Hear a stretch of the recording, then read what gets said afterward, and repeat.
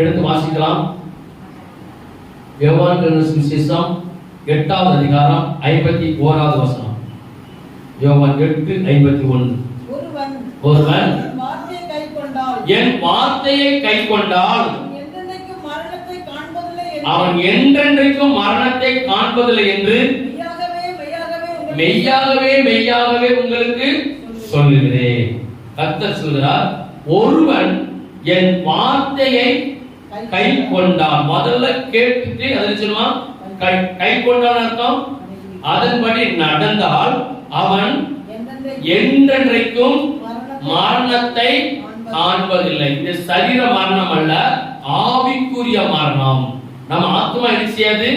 மரணத்தை, நரகத்தை காண்பதில்லை. அது சொல்ற, மெய்யாகவே மெய்யாகவே நான் உங்களுக்கு சொல்கிறேன். அப்ப நம்ம கர்த்தருடைய வார்த்தையை நாம் கேட்டு அதன்படி கை கொண்டு நம்ம நடப்போமானால் நிச்சயமாய் நம்ம ஆத்மாவுக்கு மரணம் கிடையாது. அதுபோல இந்த பூமியில இருக்கும் போது நமக்கு பூமிக்குரிய ஆசீர்வாதங்கள் நமக்கு தாராளமா என்ன செய்யப்படும்? கொடுக்கப்படும். இன்னொரு வார்த்தை எடுத்து வாசிங்க. அதே யோவான் 12வது அதிகாரம் 48வது வசனம். என்னை தள்ளி என் வார்த்தைகளை ஏற்றுக்கொள்ளாதவனை நியாயம் தீர்க்கிறது ஒன்று இருக்கிறது. நான் சொன்ன வசனமே அவனை கடைசி நாளில் நியாயம் தீர்க்கும். அப்போ என் வார்த்தை யாரெல்லாம் தள்ளி போடுகிறார்களோ, என் வார்த்தை யாரெல்லாம் விட்டு விடுகிறார்களோ, என் வார்த்தை யாரெல்லாம் கேட்கலையோ, ஏற்றுக்கொள்ளவில்லையோ, உதாசீனப்படுத்துகிறார்களோ, அலட்சியம் பண்ணுகிறார்களோ, அவங்களுக்கு என்ன உண்டா? நியாய தீர்ப்பு, ஜட்ஜ்மெண்ட். அந்த நியாய தீர்ப்பு கொடுக்கும் போது அது எப்படி இருக்குமா? கடைசியில் அது முடிக்கிற வார்த்தைய நான் சொன்ன வசனமே அவனை கடைசி நாளில் அவனை நியாயம் தீர்க்கும். அல்லேலூயா. அப்போ கர்த்தருடைய வார்த்தையை நாம் என்ன செய்யணும்? கேட்கணும், ஏற்றுக்கொள்ளணும், அதன்படி நம்ம நடக்க வேண்டும், அலட்சியப்படுத்தக்கூடாது. இப்போ செய்யுடைய தலைப்பே அதான், தேவனுடைய வார்த்தையை புறக்கணிக்கப்பட்டால் வரும் நஷ்டங்கள். தேவனுடைய வார்த்தையை நாம் புறக்கணித்து தள்ளுவோமானால் நமக்கு என்ன நஷ்டம் வரும், நமக்கு என்ன சோதனை வருங்கிறத நம்ம தெளிவா என்ன செய்யலாம், பார்க்கலாம். லூக்கா சுவிசேஷம் 6வது அதிகாரம் 47-48. கர்த்தருடைய வார்த்தையை கேட்கிறவன் யாருக்கு ஒப்பாய் இருக்கிறான்? லூக்கா 6 லூக்கா 6:47-48.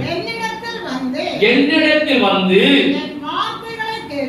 என் வார்த்தைகளை கேட்டு அவைகளின்படி செய்கிறவன்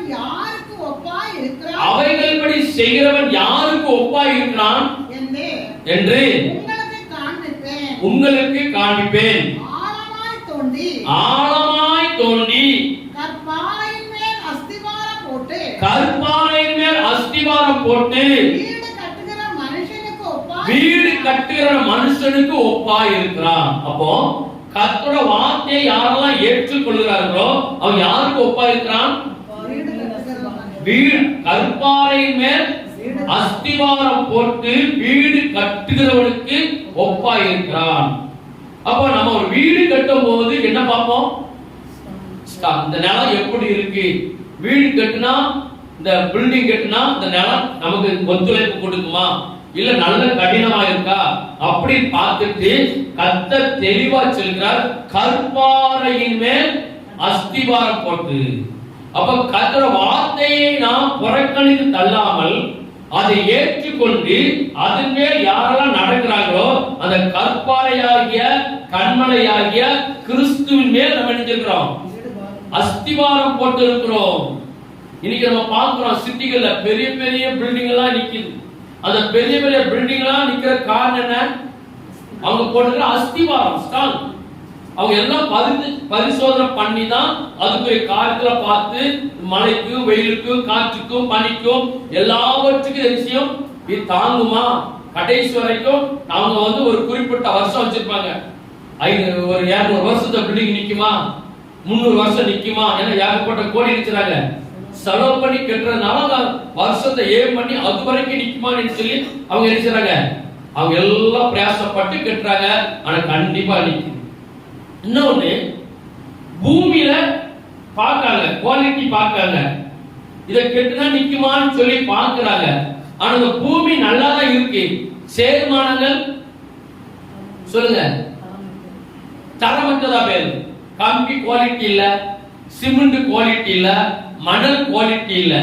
அப்ப எல்லாமே குவாலிட்டி இல்லாமல், தரம் இல்லாமல் கெட்டுற பில்டிங். அது பூமி நல்லா இருந்தாலும் அந்த பில்டிங் கெட்டுமான சேர்மானங்கள் சரியான விஷயம். பில்டிங் கவிழ்க்கப்பட்டு போயிடும், கீழே விழுந்து போயிடும். பூமி எதிர்ச்சி தாங்கம்மான்னு சொல்லி இப்ப எல்லாரும் பூமி எதிர்ச்சி வந்தா கூட தாங்கக்கூடிய அளவுக்கு நினைச்சாங்க. அந்த காலத்துல வெள்ளக்காரனை பாருங்க, அழகா டேம் கட்டிருக்கிறாங்க. எந்த பூமி எதிர்ச்சி வந்தாலும் கிராக் ஆகுதா? இப்ப நம்ம டேம் கட்டினா மதவெல்லாம் பிச்சுட்டு போயிருது. ஆமாவா இல்லையா? பாலம் ஒரு கரைக்கு கட்டுறாங்க, பிரதிஷ்டை பண்றாங்க, பின்னால நினைச்சது அது பிஞ்சு உள்ளது. கோழி மண், அது பூமி நல்லா தான் இருக்கு, இந்த குவாலிட்டி தரம் நினைச்சல, அது ஒரு பகுதி. ஆனா யாரெல்லாம் கர்த்தருடைய வார்த்தையை விசுவாசத்தோடு ஏற்றுக்கொள்கிறார்களோ, புறக்கணித்து தள்ளாமல் விட்டு விடாமல் அதை ஏற்று அதன்படி செய்கிறார்களோ, அவங்க ஆசீர்வதிக்கப்படுவார்கள். புறக்கணித்து தள்ளி வேண்டாம் என்று கர்த்தருடைய வார்த்தைங்கிறது ஊழியக்காரர் மூலம் பேசுகிற வார்த்தையா கூட இருக்கலாம். எதுவா இருந்தாலும் அதை நாம் நினைச்சோம் ஏற்றுக்கொள்ள வேண்டும். ஒரு 5 நபர் இருக்கிறாங்க, நம்ம வேகமா பார்க்கலாம். அதை புறக்கணித்தல்ங்கிறது அதுக்கு சரியான அர்த்தம் வந்து அலட்சியம் செய்தல். இரண்டாவது பாராமுகமாய் போதல், அலட்சியம். கர்த்தர் என்ன வார்த்தை சொன்னாலும் அது எனக்கு இல்ல, அது எனக்கு இல்ல, இது எனக்கு இல்ல. இந்த செய்தி கேட்டுக்கொண்டிருக்கிற எல்லா பிள்ளைகளுக்கும் இது பொருந்தும், நம்ம சபைக்கு மட்டுமல்ல. அப்போ இது எனக்கு இல்ல, இது எனக்கு இல்ல அப்படின்னு சொல்லி நாம் அலட்சியம் பண்றது. இரண்டாவது பாராமுகமாய் அப்படின்னு அர்த்தம். நமக்கு சில நேரத்துல நமக்கு ஒருத்தர் பிடிக்கல நிச்சயம் பாராமுகமா போறோமா இல்லையா? போறோம். நமக்கு பார்த்தாலும் தூரத்துல பார்த்தாலும் நிச்சயம் அப்படியே கவுந்துகிட்டே போயிடும். என்னமோ முன்னால நம்ம பார்க்காம நிறைய காரியங்கள் நடக்கும். பாராமுகமாய் போறது இரண்டாவது அலட்சியப்படுத்துறது. அப்போ நம்ம கர்த்தருடைய வார்த்தையை யாரெல்லாம் புறக்கணித்தார்கள், அவங்களுக்கு என்னென்ன கஷ்டத்தை அனுபவித்தார்கள், இதை மட்டும் நம்ம நினைச்சலாம் பார்க்கலாம். முதல் பார்க்கலாம் பார்வோனை குறித்து. யாத்ரா புஸ்தகம் 5வது அதிகாரம் 1வது வசனமும் 2வது வசனமும். பார்வோன் யாத்ராகமம். பின்பு மோசேயும் ஆரோனும் பார்வோனிடத்தில் போய் இஸ்ரவேலின் தேவனாகிய கர்த்தர் வனாந்தரத்திலே எனக்கு பண்டிகை கொண்டாடும்படி என் ஜனங்களை போக விட வேண்டும் என்று சொல்லுகிறார் என்றான். அதற்கு பார்வோன், நான் இஸ்ரவேலை போக விட கேட்கிறதுக்கு அவர் யார்? நான் கர்த்தரை அறியேன், நான் இஸ்ரவேலை போக விடுவதில்லை என்றான். இப்ப பார்வோனை குறித்து நமக்கு நல்லாவே ஒரு தெரியும். அவன் பார்வோன் ஒரு விக்கிரக ஆராதனைக்காரன். இப்போ ஆண்டவர் தம் பிள்ளைகளை விடுதலை பண்றதற்காக மோசேயும் ஆரோனையும் அனுப்புகிறார். அங்க போய் சொல்றான், எங்க பிள்ளைகளை ஆராதிக்க நினைச்சை விட்டு. அவன் கர்த்தருடைய வார்த்தை நெஞ்சான், புறக்கணித்தான், அலட்சியம் பண்ணினான். நான் நினைச்ச மாட்டேன், நான் போக விட மாட்டேன். கர்த்தருடைய வார்த்தை ஒரு நாளும் வீணாய் திரும்பாது. கர்த்தருடைய வார்த்தையில மிகப்பெரிய பவர் இருக்குது, மிகப்பெரிய வல்லமை இருக்குது. ஆனா அவன் சொல்றான், அவர் அழகா வசனத்தில் சொல்லப்பட்டிருக்கு, வாசிங்க. மோசேயும் ஆரோனும் பார்வோனிடத்தில் போய் இஸ்ரவேலின் தேவனாகிய கர்த்தர் வனாந்தரத்திலே எனக்கு பண்டிகை கொண்டாடும்படி என் ஜனங்களை நினைச்சை போக விடு என்றான். அதற்கு பார்வோன், நான் இஸ்ரவேலை போக விட கர்த்தருடைய வார்த்தையை கேட்கிறதுக்கு அவர் யார் கேட்கிற கேள்விக்கா அவர் சொல்லி நான் உன் பிள்ளை அனுப்பணுமா, உன் ஜனங்களை நான் அனுப்பணுமா? நான் அனுப்ப மாட்டேன். கர்த்தரோட வார்த்தையை புறக்கணிக்கிறான், கர்த்தரோட வார்த்தையை ஏற்றுக்கொள்ளவில்லை, அலட்சியம் பண்ணிட்டான், பாரபட்சமா பண்ணிட்டான். ஆனா கர்த்தர் அவனுக்கு ஒரு பெரிய ஒரு நஷ்டத்தை வச்சிருக்கான், ஒரு பெரிய நஷ்டம் வச்சிருக்காங்க. இப்படியே பண்றேன்னு சொல்லி நம்ம நிறைய வாதைகளை பார்க்கிறோம், நிறைய சம்பவங்களை பார்க்கிறோம். ஒரு இஸ்ரவேல் ஜனங்களை கூட்டிக் கொண்டு வருகிறத பார்க்கிறோம், வனாந்தரத்துல வந்து கொண்டு இருக்கிற பார்க்கிறோம். கடைசியா கர்த்தர் அவனுக்கு ஒரு நஷ்டத்தையும் ஒரு தண்டனையும் வச்சிருக்கிறார். எடுத்து வாசிக்கலாம். யாத்ரா புஸ்தகம் 14வது அதிகாரம் 27வது வசனம். அப்படியே மோசே தன் கையை சமுத்திரத்தின் மேல் நீட்டினான். விடிய காலத்தில் சமுத்திரம் பலமாய் திரும்பி வந்தது. ஓடும்போது கர்த்தர் அவர்களை கடலின் நடுவிலே கவிழ்த்து போட்டார். அல்லேலூயா. என்ன நஷ்டம் வந்துச்சு?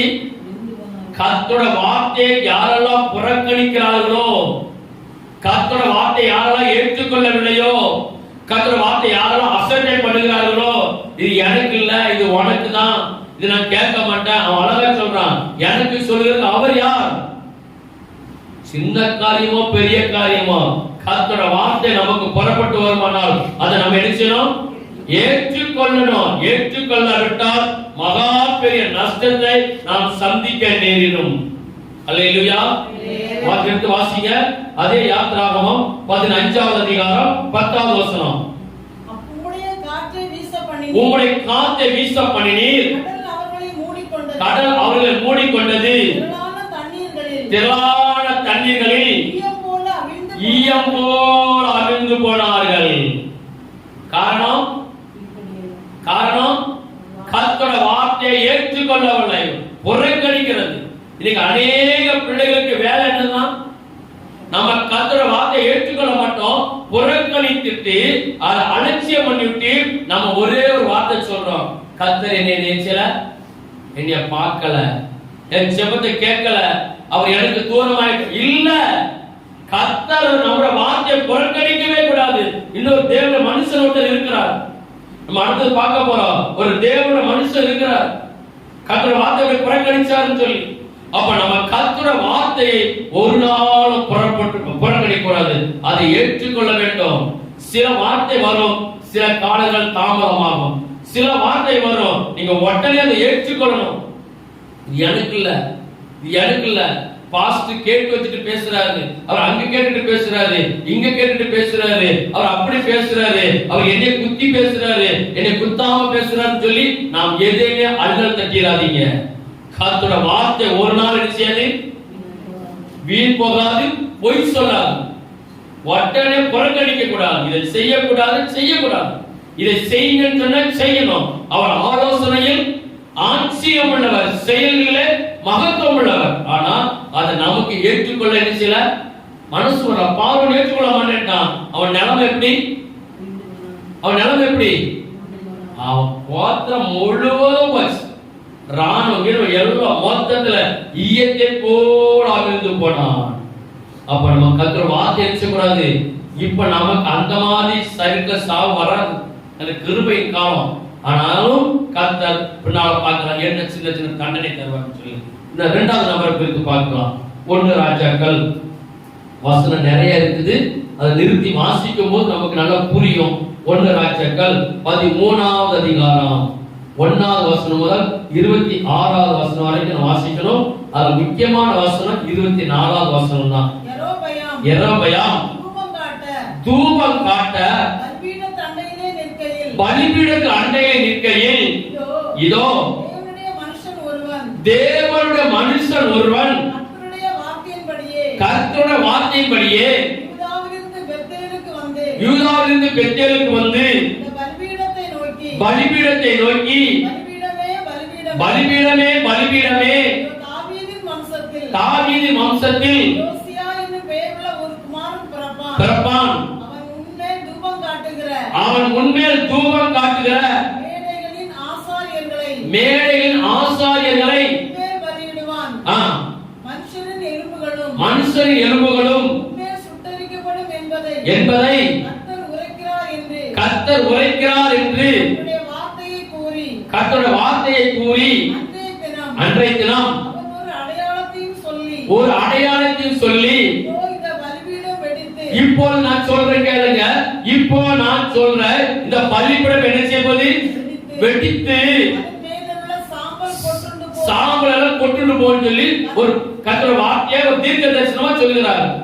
பெத்தேலில் இருக்கிற அந்த பலிபீடத்திற்கு எதிராக தேவனுடைய மனுஷன் கூறின வார்த்தையை ராஜாவாகிய யெரொபெயாம் கேட்டபோது அவனை பிடியுங்கள் என்று கையை பலிபீடத்துக்கு நேராக நீட்டினான். தீர்க்கதரிசி பெருசா, ராஜாவையா நான் பெருசா அப்படின்னு சொல்லி அவனுக்கு இருந்துட்டு ஒரு அகங்காரம் வந்துச்சு. அவன் உடனே பலிபீடத்தை கையை நீட்டி சொல்றான், கையை நீட்டிட்டு அப்படியே நின்று போயிடுச்சு. அதுக்கு பிறகு ரெகொபெயா சொல்றாரு, யெரொபெயாம் ஐயா அந்த கையை கொஞ்சம் இறங்குறதுக்கு நினைச்சீங்க, எனக்கு கொஞ்சம் வேண்டிக் கொள்ளுங்க ஐயா. அப்பவும் அந்த தேவன மனுஷன் செஞ்சாரு, வேண்டிக் கொண்டார். கை மறுபடி நார்மல் ஆயிடுச்சு. இப்போ இதை கேட்டு அப்படி நம்ம கொஞ்சம் அப்படியே ஒரு இன்னும் 5 வருஷத்தை விட்டுட்டு வாசிங்களேன். அப்பொழுது ராஜா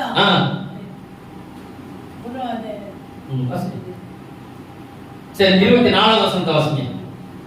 அவன் போன பிற்பாடு வழியிலே ஒரு சிங்கம் அவனுக்கு எதிர்பட்டு. இப்போ கர்த்தர் சொல்லியிருக்கிறார், அந்த தீர்க்கதரிசி கிட்ட சொல்லியிருக்கிறார், தேவ மனுஷன்கிட்ட கர்த்தர் சொல்லி எங்க போனாலும் சரி நீ என்ன சொல்லக்கூடாது? அப்பம் புசியாமலும் தண்ணீர் குடியாமலும் நீ போன வழியா திரும்பாமலும் நீ இரு என்று தேவ மனுஷனுக்கு கட்டளையிட்டிருக்கிறார், கட்டளை கொடுத்திருக்கிறார். இதான் சம்பவம். இப்ப அவர் என்ன செய்றாரு? ஐயா நான் உனக்கு அபிஷேகம் பண்ணிருக்கிறேன், நீ தேவனுடைய ஊழியக்காரனா இருக்கிறார், நான் என்ன சொல்றேன் அதை பிடிக்க. நீ அப்பம் புசிய போற இடங்கள் நினைச்ச கூடாது, அப்பம் புசிக்க கூடாது, போற இடங்களை தண்ணீர் குடிக்க கூடாது, போன வழியை திரும்பி வரக்கூடாது, நீ அப்படியே போயிருந்து சொல்லி ஏற்கனவே கர்த்தர் இந்த தேவனுடைய மனுஷனுக்கு நினைச்சிருக்கிறாரு, ஆலோசனை சொல்லிட்டார்.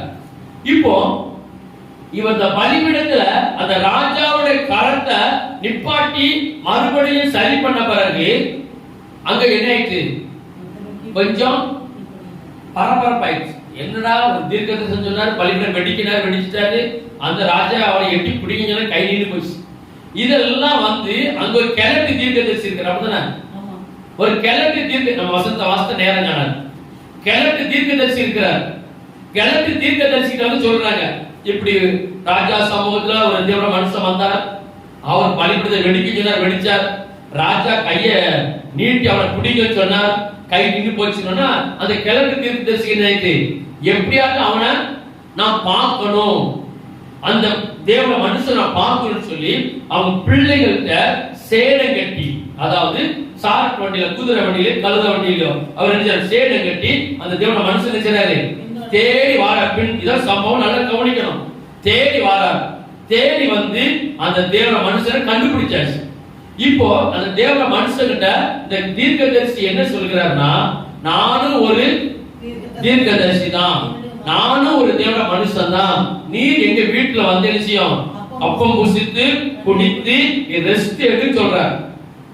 இப்போ அந்த உண்மையான அந்த தேவ மனுஷன் சொல்றார், ஆண்டவர் என்கிட்ட சொல்லியிருக்கிறார், நீ எங்க போனாலும் நினைச்ச கூடாது, நீ சாப்பிட கூடாது, நீ தண்ணி குடிக்க கூடாது, நீ போற மார்க்கமா மறுபடியும் ரிட்டர்ன் வரக்கூடாது, தேவனுடைய கர்த்தர் என்கிட்ட பேசியிருக்கிறார், நான் வரமாட்டேன்னு சொன்னார்.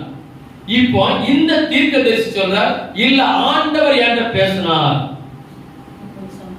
ஆண்டவர் என்கிட்ட பேசினார், என்கிட்ட கரெக்டா சொன்னார், நீ அவங்க போய் அவனை கூப்பிடு, அவனுக்கு போஜனம் கூட சொன்னார். இவருக்கு என்ன வந்துச்சு? மைண்ட் மாறி. ஆண்டவர் ஏன்ட குடிக்க கூடாது, போன மார்க்கமா திரும்ப கூடாது, எங்க போனா சாப்பிடாதுன்னு சொல்லி இருக்கிறாரு.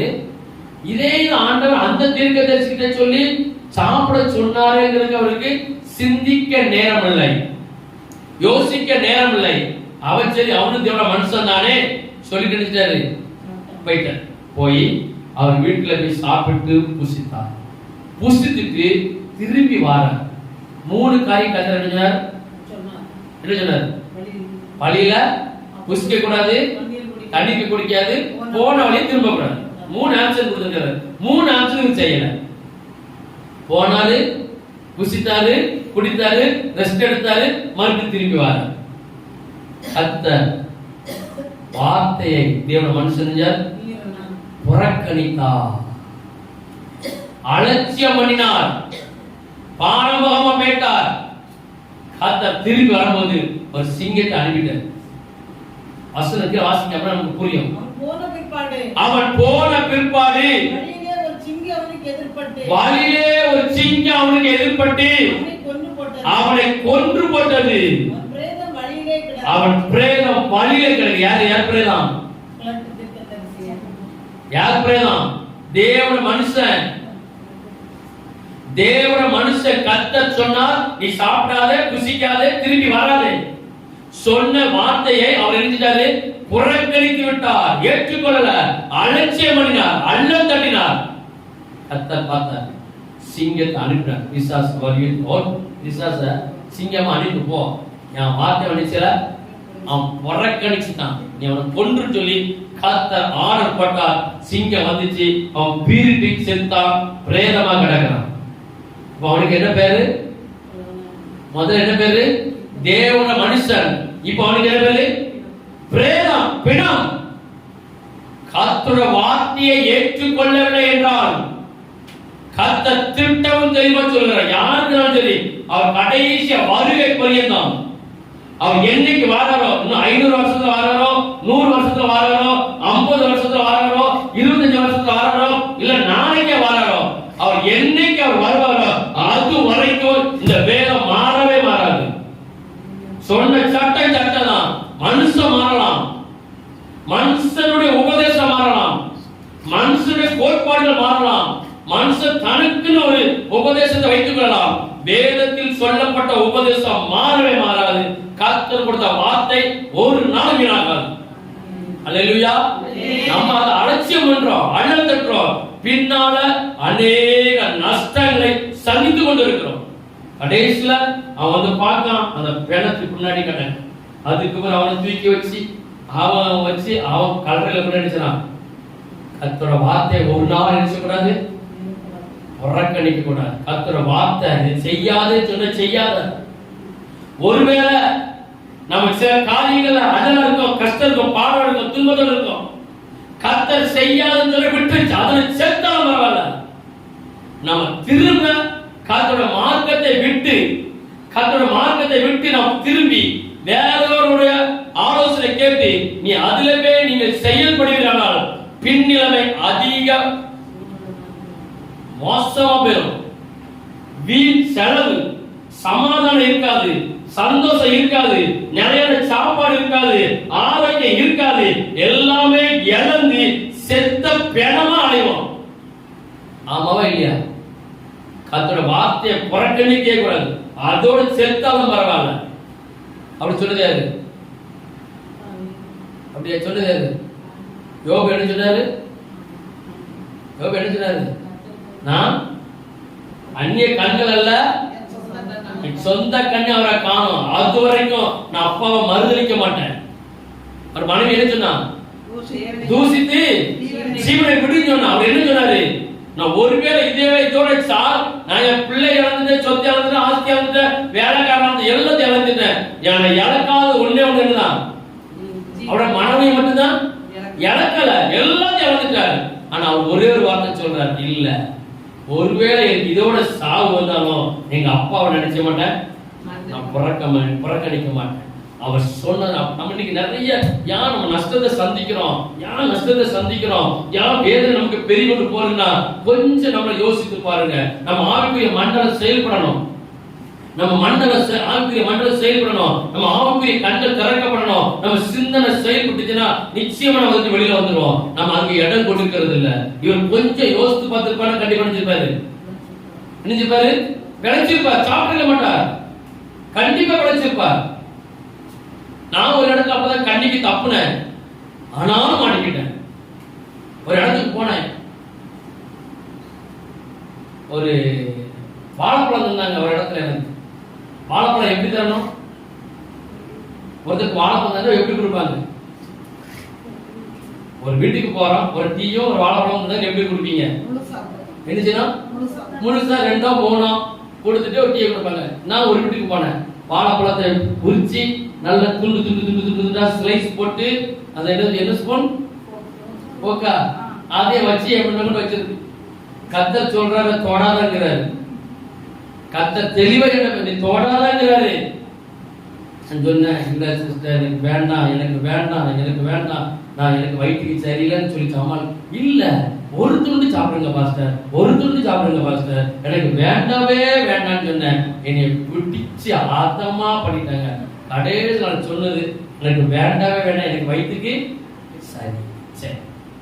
அது அப்படியே விட்டுச்சு. காரணம் தப்புனா அவங்க அதுல வந்து ஒரு சிம்டம்ஸை கண்டுபிடிச்சேன்.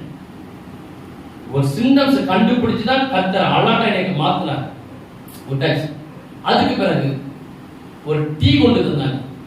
எனக்கு டீயும் வேண்டாம், நான் கேட்டது எனக்கு சூடு வெண்ணி மட்டும் செய்ய எனக்கு தாங்க, சூடு வெண்ணி மட்டும் எனக்கு தாங்க. அதுவும் ஆறுன வெண்ணியை தரக்கூடாது, கொதிக்க கொதிக்க கொதிக்க நினைச்சணும். நான் ஊதி ஊதி நினைச்சணும், குட்டிக்கிறாங்க, சூடு வெண்ணி தாங்கன்னு கேட்டேன். இல்ல பாசு, கொஞ்சோல டீ குடிங்க, கொஞ்சோல டீ குடிங்கன்னு சொல்லி ஒரு அரை கிளாஸ் டீயை தந்து டீல கொஞ்சம் மருந்து போட்டு எனக்கு தந்துட்டாங்க. நான் மாட்டிக்கிட்டேன். கர்த்தர் எச்சரிக்கை கொடுத்தார். நான் நினைச்சேன் டீயை தொடாதன்னாரு, பழத்தை சாப்பிடாதன்னாரு. நான் 2 செய்யல. நான் கேட்டது என்னது, எனக்கு சுடுதண்ணி மட்டும் தாங்க போதும்னு. இல்லைன்னு சொல்லி வலுக்கட்டாயமா அரை கிளாஸ் தண்ணி எனக்கு டீ தந்துட்டாங்க.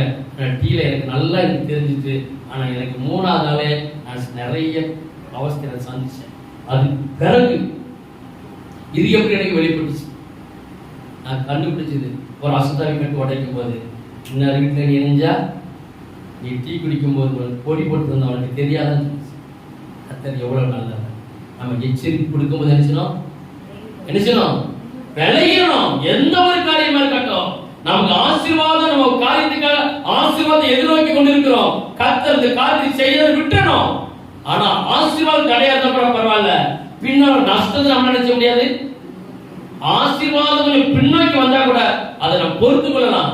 ஆனால் வருகிற நஷ்டத்தை நம்ம நினைச்ச முடியாது, தாங்க முடியாது. வேதத்துல 2 பேரை பார்த்தோம். முதல்ல பார்வோன் நினைஞ்சான், அமிழ்ந்து போனான், புறக்கணித்த வார்த்தைய. 2வது தேவ மனுஷன் நீ புசிக்காதே குடிக்காதே திரும்பி வராதுன்னு சொல்லும் போது அதே கர்த்தர் சொன்ன சொல்லி ஒரு கிழட்டு தீர்க்கதரிசி பிசாசு அனுப்பிட்டான்.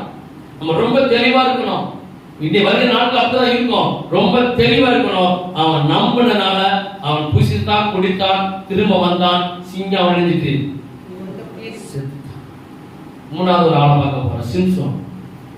அவன் எப்படி செத்தான் பாருங்க. நியாயாதிபதிகள் வேகமா 13வது அதிகாரம் 2வது வசனம், 2வது வசனமும் 14வது வசனம் வரைக்கும், 2லிருந்து 14 வரைக்கும் மாஸ்டர் நமக்கு யூஸ்ஃபுல்லா இருக்கும். நியாயாதிபதிகள் 13வது அதிகாரம் 2வது வசனம் தான்.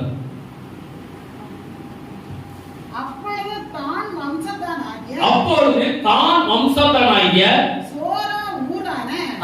ஒரு மனுஷன் இருந்தான். அவன் பேர் மனோவா. பிள்ளை பெறாத மலடியா இருந்தால் கர்த்தருடைய தூதனானவர் அந்த ஸ்திரீக்கு தரிசனமாகி அவளை நோக்கி, இதோ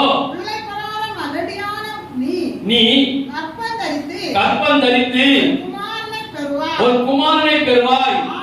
அதனால் நீ திராட்சரசமும் மதுபானமும் குடியாமல் தீட்டான ஒன்று நீ புசிக்க கூடாது. போதும். அது என்ன சொல்றாரு, எச்சரிக்கையாயிரு. கர்த்தர் சொல்றார், மனமா குடும்பத்துல சொல்றார், நான் உனக்கு ஒரு குழந்தையை தர போறேன், நீ அந்த குழந்தையை பெற்றுக்கொள்ளணும். என்ன செய்யணும், முதல்ல ஒண்ணு பரிசுத்தப்படுத்து. பரிசுத்தப்படுத்த நினைத்தான். தீட்டு உள்ளது ஒண்ணு நினைச்சக்கூடாது, தொடக்கூடாது, மது குடிக்க கூடாது, தீட்டு உள்ளது ஒண்ணு நினைச்சக்கூடாது, நீ சாப்பிடக்கூடாது. கர்த்தர் ஒரு ஆலோசனை எச்சரிக்கிறார். எச்சரிப்பு என்னது, வான் பண்ணி விடுறது, அப்படிதானே? எச்சரிப்பு வந்தாலே என்னது, இப்ப ரோட்ல வேகமா ஆம்புலன்ஸ் போகுது, அது என்ன செய்யுது, ஏன் போடுது, என்ன எச்சரிப்பு கொடுக்கு? என்ன எச்சரிப்பு கொடுக்கு சொல்லுங்க. நான் உள்ள ஒரு அவசரமா சிகிச்சை பெற வேண்டிய ஒரு ஆள் உள்ள இருக்கு, நினைச்சு வலி விடு எச்சரிக்கை பண்ணு. கால் நடிக்கிறது எதுக்குன்னா நீ சீக்கிரம் வழி நான் வேகமா போன்னு சொல்லி யானை வரும் பின்னே மணி ஓசை வரும் முன்னே. இப்ப அந்த பழமொழி போச்சு, அந்த பாடமும் போச்சு. இப்ப என்னெல்லாமோ ஸ்கூல்ல நினைச்சது, இப்ப என்னெல்லாமோ ஒரு பழைய எல்லாம் போச்சு. சரி, இனி வரைக்கும் நாட்டில் எப்படி இருக்கும்? அப்ப யானை பின்னால வந்துகிட்டு இருந்தாலும் முதல்ல சத்தம் என்ன கேட்கும்? மணி. இப்ப மணி அடிக்காத யானை தான் வருது. சரி, சங்கிலி சத்தத்தை நம்ம கண்டுபிடிக்க வேண்டியிருக்கு. சரி, காலம் மாறி போச்சு. இப்போ அப்படி இருக்கும்போது சிம்சோன் நமக்கு நல்லா தெரியும். இது அப்படியே 14வது வசனத்தை வாசிங்க. கர்த்தருடைய தூதனை நோக்கி திராட்சை செடியிலே உண்டாயிருக்கிற ஒன்றும் சாப்பிடாமலாம் திராட்சை ரசமும் மதுபானம் குடியாமலாம் தீட்டான ஒன்றும் புசியாமலாம் நான் அவளுக்கு கட்டளையிட்டதை எல்லாம் கைக்கொள்ள கடவுள் என்றார். முதல்ல யாருக்கு சொல்றாரு? மனவோக்கும் மனைவிக்கும் சொல்றாரு. அதுக்கு பிறகு சொல்றாரு, உனக்கு நான் குழந்தையை கொடுப்பேன், ஆண் குழந்தையை கொடுப்பேன். அவனு நினைச்ச கூடாது தலையில சவரங்கன் கத்தி, அவன் முடி வெட்ட கூடாது, சேவ் பண்ண கூடாது, தாடியை ஒதுக்க கூடாது. ரெண்டாவது திராட்சை ரசம் மது குடிக்க கூடாது, தீட்டான ஒண்ணு நினைச்ச கூடாது, தொடக்கூடாது. இவ்வளவு கண்டிஷன் கொடுத்துட்டார். கொடுத்தது மாதிரியே கர்த்தர் ஒரு குழந்தையை கொடுத்தார். ஆமாவா இல்லையா? கொடுத்தார். இப்ப தாயின் தகப்பன் எப்படி இருக்கிறாங்க? அதுக்கு கீழ்படுகிறார்கள், கர்த்தர் வார்த்தை ஏற்றுக்கொள்கிறார்கள். ரெண்டு பேரும் மதுபான நினைச்சல குடிக்கல, திராட்சை ரசம் அதிகமா குடிக்கல, தீர்ப்பு ஒண்ணு சில பயபக்தி. அவர் கேட்கிறாரு, நீங்க மனைவி கிட்ட தானே பேசுனீங்க, இன்னொரு விஷயம் என்ன நினைச்சீங்க? பையன் வச்சு கேட்கிறாரு, இன்னொரு பேர் சொல்லுங்கன்னு சொல்லி அவங்க தெளிவா கேட்டதால் இருந்தாங்க.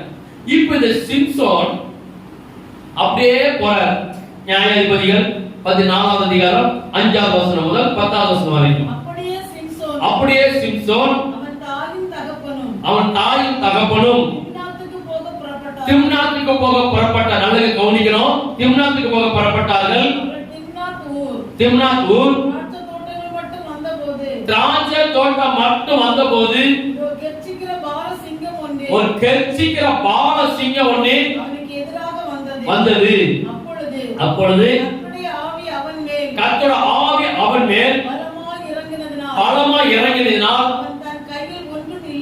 ஒன்றும் இல்லாதிருந்தும் ஒரு ஆட்டுக்குட்டியை கிழித்து போடுவது போல ரெண்டா வாயை பிடிச்சிருந்தான், கிழிச்சுட்டான். ஆட்டுக்குட்டியை தொழில் உரிக்கிற மாதிரி இருந்துட்டான், உரிச்சு போட்டுட்டான். அவ்வளவு பலன். அவன் எங்க இருக்கிறான்? அவனுக்கு கர்த்தருடைய ஆவி பலமா இறங்கினதினால். சரி, இது ஒரு சம்பவம். அதுக்கு பிறகு வாசிங்க. ஆனாலும் நான் செய்ததை அவன் தன் தாயும் தகப்பனுக்கு அறிவிக்கவில்லை. அவன் போய் ஒரு பெண்ணோட பேசினான். சிம்சோனின் கண்ணுக்கு பிரியமாயிருந்தால் சில நாளைக்கு பின்பு விவாகம் பண்ண மத பாரான். அந்த பெண்ணை பார்க்கிறான். பெண்ணு அவனுக்கு எப்படி இருக்கு? கண்ணுக்கு பிரியமா இருக்கிறது. இதுக்கு பேர் என்னது? இதுக்கு பேர் என்னது சொல்லுங்க. இவ்வளவு காலத்துல சொல்லுங்க. லவ்ங்கிறது ஒரு உன்னதமான ஒரு அன்பு. காதல்ங்கிறது வேற. அதுக்கு பொருந்தாது. மக்கள் குழப்பிட்டு கிடக்காங்க. அது குழப்பத்துல நம்ம என்ன செய்ய வேண்டாம், அது போக வேண்டாம். சரி, இப்போ கண்ணுக்கு அவ எனக்கு பிரியமா இச்சை. இப்போ பார்த்தான். இப்போ அவளை நான் என்ன செய்யணும்? நான் கல்யாணம் பண்ணணும், திருமணம் பண்ணணும், நான் விவாகம் பண்ண வேண்டும் என்று சொல்லி மறுபடியும் அவன் திரும்பி வாரான். நல்லா பாருங்க. சிங்கத்தின் வாயை ரெண்டா கிழிச்சு போட்டுட்டு போயிட்டான். மறுபடியும் அங்க ஒரு பெண்ணை பார்க்கறான். அந்த பெண் அவனுக்கு கண்ணுக்கு இனிமையா இருக்கிறா. அதை இனி யாருக்கு சொல்லணும்? தாயின் தகப்பன்னு சொல்லணும். நான் எனக்கு ஒரு பொண்ணு பார்த்துக்கிறேன், நீங்க நிச்சயம் சம்மதிக்கணும்னு சொல்லி அவன் ரெடி பண்ணி வரான். திரும்பி வரும்போது நீங்க நல்லா கொஞ்சம் யோசிக்கணும். செத்து கிடக்கிற அந்த சிங்கத்தின் எலும்புல என்ன இருக்கு? கூடு கட்டுமா? கூடு கட்டுமா கட்டாதா? எது கட்டும்? மரத்துல ஆட்கள் இல்லாத இடத்துல, கைக்கு எட்டாத இடத்துல தான் நம்ம பார்க்கிறோம். ஆனா அந்த செத்து கிடக்கிற அந்த எலும்பு கூட்டுல தேன் கூடு. அப்ப நம்ம கொஞ்சம் யோசிக்கணும். இல்லாத இடத்துல வித்தியாசமான செயல்பட்ட இடத்தை என்ன செய்யணும்? இடத்தை காலி பண்ணணும். இல்லாத இடத்துல சில காரியம் நடந்ததுன்னா இது நமக்கு தேவையில்லை, இது நமக்கு அவசியம் இல்லை, இங்க நிக்க கூடாது, இருக்க கூடாது, அது ஏரியாவே இருந்துக்கணும். காலி பண்ணா பிழைச்சோம், தப்பித்தோம், பிழைச்சோம். ஏற மாதிரி லோகத்தின் மனம் மாதிரி திரும்பிடக்கூடாது. திரும்ப ஆயிரும் உப்பு தினால அக்கா என்ன மாதிரி இருந்துச்சுன்னா இது அப்படி இல்லை, இது வேற மோசமான காரியம். இப்படி பார்க்கும்போது அவன் எதை கண்டானோ அதை திருமணம் செய்தான். அவன் சரி நினைச்சு தீட்டும் அசுத்தமும் ஆகிவிட்டது. நான் சுருக்கமா வந்துச்சு நேரம். அவன் தீட்டும் அசுத்தமும் ஆகினதுனால, அவன் திராட்சரசத்தை எல்லாத்தையும் குடிச்சதுனால தேவன் அவனுக்கு விலகினார். அவன் கண்ணு ரெண்டும் பறி போனது. கர்த்தருடைய வார்த்தையை புறக்கணித்ததுனால சிம்சன் என்னன்னா என்னாச்சு? சத்தமா சொல்லுங்க, முதல்ல சொல்லுங்க. அவன் கண்ணு ரெண்டு காணாம போயிட்டு கண்ணு நோண்டி எடுத்துட்டாங்க. கர்த்தருடைய வார்த்தையை நாம் புறக்கணிக்கும் போது, எச்சரிப்பின் வார்த்தையை அசட்டை பண்ணும் போது, இன்னைக்கு நமக்கு லகுவா தெரியும், ஒரு அலட்சியமா தெரியும், அதை நிர்விசாரமா தெரியும், அது அல்லங்கற்ற மாதிரி தெரியும். ஆனால் பின் நிலைமைகள் அதிக மோசத்துல நிற்கும். நான் சொல்லல, கர்த்தர் சொல்லி கொண்டிருக்கிறார். அல்லேலூயா, அல்லேலூயா. அப்ப நம்ம நினைச்சோம், அவன் கடைசியில கண்ணு போனது பெருசு இல்ல, நினைச்சான் மக்களுக்கு மத்தியில வேடிக்கை பொருளாய், கேலி பொருளாய். காரணம், கர்த்தர் அவனை குறித்து என்ன சொல்லியிருந்தார்? நீ என்ன செய்யக்கூடாது, சேவ் பண்ணக்கூடாது, தீட்டுள்ள தொடக்கூடாது, நீ மதுபானம் குடிக்க கூடாது, உன் சரீரத்தை செய்யாதுன்னு சொல்லி அவன் எச்சரிப்பாய் சொன்னதால் அவன் புறக்கணித்து தள்ளினான். கண்ணு ரெண்டும் போச்சு. அதுக்கு வேடிக்கை பொருளா பண்ணான். மூணாவது செத்தே போனான். இன்னொரு ஆள் நம்ம பார்க்கலாம். யோனா கர்த்தர் வார்த்தை புறக்கணித்தார். யோனா புஸ்தகம் 1வது அதிகாரம் 1 முதல் 4 வரை வாசிங்க. யோனாவின் புஸ்தகம் 1வது அதிகாரம் 1 முதல் 4 வரை. அமிதாவின் குமாரனாகிய யோனாவுக்கு கர்த்தருடைய வார்த்தை உண்டாகி அவர் நீ எழுந்து மகா நகரமாகிய நினிவேக்கு போய் அதுக்கு விரோதமாய் பிரசங்கம் பண்ணு. அவர்களுடைய அக்கிரமம் என் சமூகத்தில் வந்து எட்டினது என்றான்.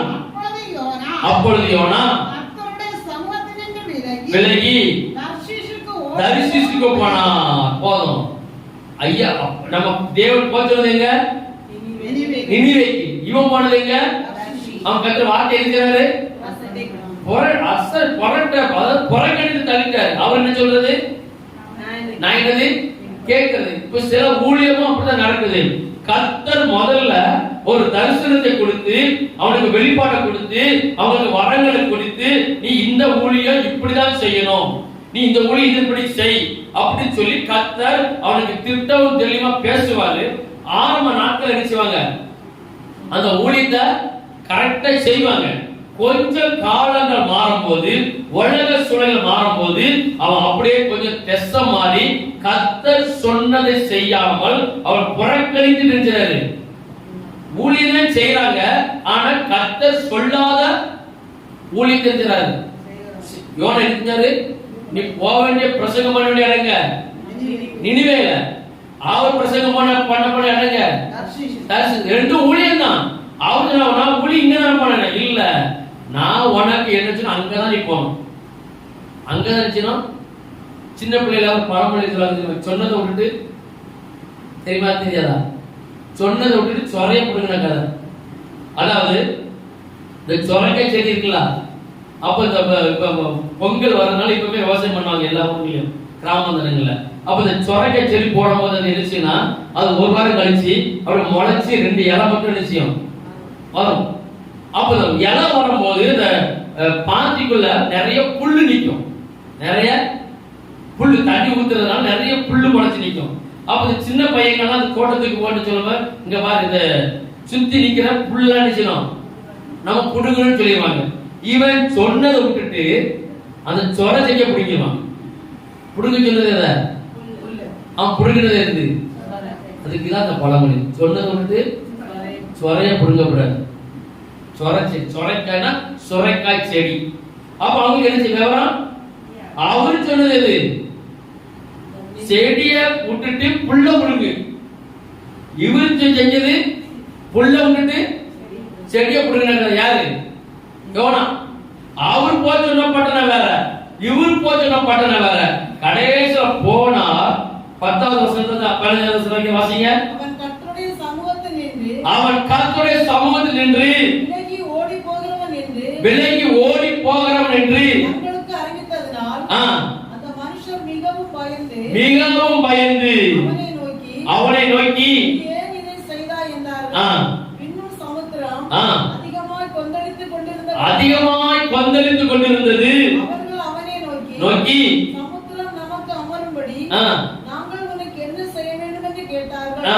அதற்கு அவன், நீங்கள் என்னை எடுத்து சமுத்திரத்திலே போட்டு விடுங்கள், அப்பொழுது சமுத்திரம் உங்களுக்கு அமர்ந்திருக்கும். என் நிமித்தம் இந்த பெரிய கொந்தளிப்பு உங்கள் மேல் வந்ததென்பதை நான் அறிவேன். இப்போ யோனா நினிவேக்கு போகாம தரிசனத்துக்கு போனாலும் என்ன ஆயிப்போச்சு? சமுத்திரம். இப்ப நம்மளும் ஆண்டவருடைய காரியத்தை கீழ்ப்படியாமனா சமுத்திரமா இவங்க வீடு எப்படி இருக்கும்? சத்தமா சொல்லுங்க. அலைகள் வரும், காற்று அடிக்கும், கொந்தளிப்பு வரும், படகு கவர மாதிரி வரும். ஆனா கவராது. கவர்ந்தா கூட மொத்தமா பெய் தொலைச்சிடலாமே. சாபத்தேனும் அப்பதான் ரசம் செத்து தொலைச்சா கூட இந்த குடும்பத்துல கடந்துட்டு நாம் படுற பாட ஆண்டவரே என் ஜீவனை எடுத்து தொலையும். உன் ஜீவன் ஆண்டவர் நமக்கு 60 வயசு 70 வயசு சாவம் வச்சா கூட இந்த மாதிரி காலகட்டத்தில் எக்ஸ்டெண்ட் பண்ணிடுவாரு. இன்னொரு 15 வருஷம் கடை.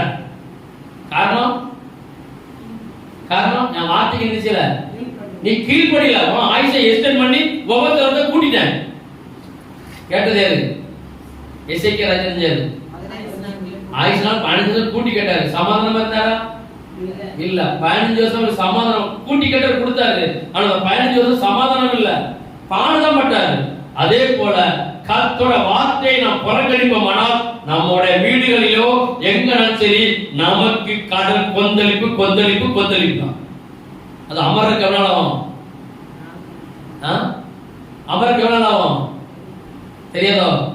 யோனா கடலுக்குள்ள உட்காந்து அப்பதான் யோசிக்க, ஐயோ நான் நினைச்சிட்டேன் ஆண்டவரே நீ சொன்னது நினைச்சல, நான் கேட்காம போய் உழைச்சிட்டேன்னு சொல்லி அப்ப மீன் வயிற்றுல முட்டு போடுறாரு.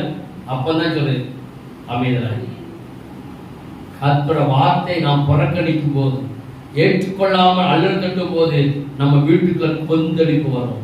சீக்கிரம் முடிச்சிடலாம். கடைசியா முடிவுக்காக வசனத்தை வாசிக்கலாம். ஓசியாவின் புஸ்தகம் 4வது அதிகாரம் 6வது வசனம்.